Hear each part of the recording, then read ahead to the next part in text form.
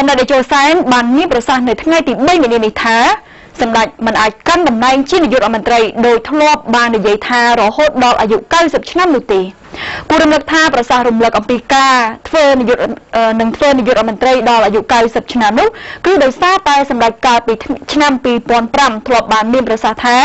នឹងកាន់តំណែងរហូតដល់អាយុ90ឆ្នាំប៉ុន្តែនៅក្នុងប្រសាសន៍ថ្ងៃនេះក្នុងទិវាវប្បធម៌ជាតិសម្ដេចបានបញ្ជាក់តបថាប្រសាសន៍កាលពី10ឆ្នាំមុននោះគឺដោយសារតែអារម្មណ៍សម្ដេចមួម៉ៅនឹងការរំខានជ្រៀតជ្រែកមកពីខាងក្រៅនឹងក៏រស់បានប្រមាណទេប៉ុន្តែយ៉ាងហោចណាស់ក៏បាន30ឆ្នាំទៀតដែរ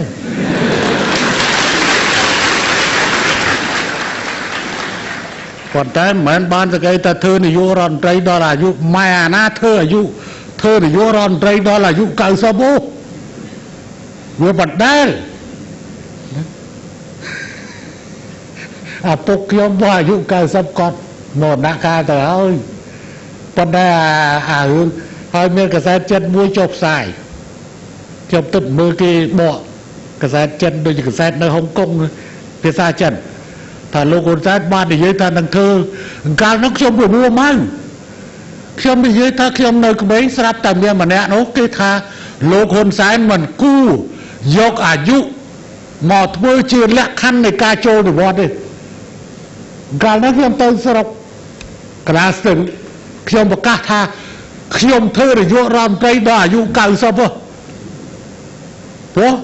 រឿងអីដែរលោកឯងមកប្រកបប្រជាខ្ញុំព្រោះបញ្ហាវាស្ថិតនៅត្រង់ប្រជាពលរដ្ឋបោះឆ្នោតឲ្យតាហើយមកដាក់លក្ខខណ្ឌគាត់តែខ្ញុំថាខ្ញុំនៅក្មេងណា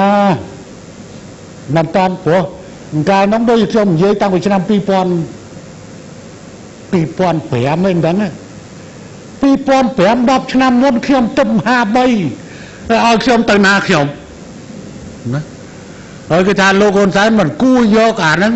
ធ្វើជាលក្ខខណ្ឌយកអាយុធ្វើជាលក្ខខណ្ឌនៃការចូលនិវត្តន៍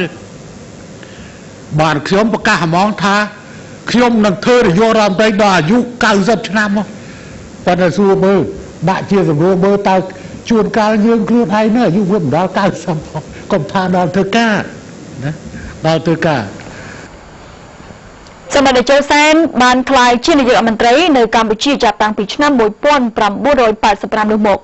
នៅក្នុងការគ្រប់គ្រងរបស់សម្ដេចរយៈពេលកន្លងមកនេះសម្ដេចត្រូវគេឃើញថាបានជួយឲ្យកម្ពុជាអស់សង្គ្រាមស៊ីវិលទាំងស្រុងនៅចុងឆ្នាំ1998ការធ្វើឲ្យគណៈបកនយោបាយដែលមានគំនិតផ្សេងគ្នាស្ថិតនៅក្រោមការដឹកនាំរដ្ឋាភិបាលតែមួយ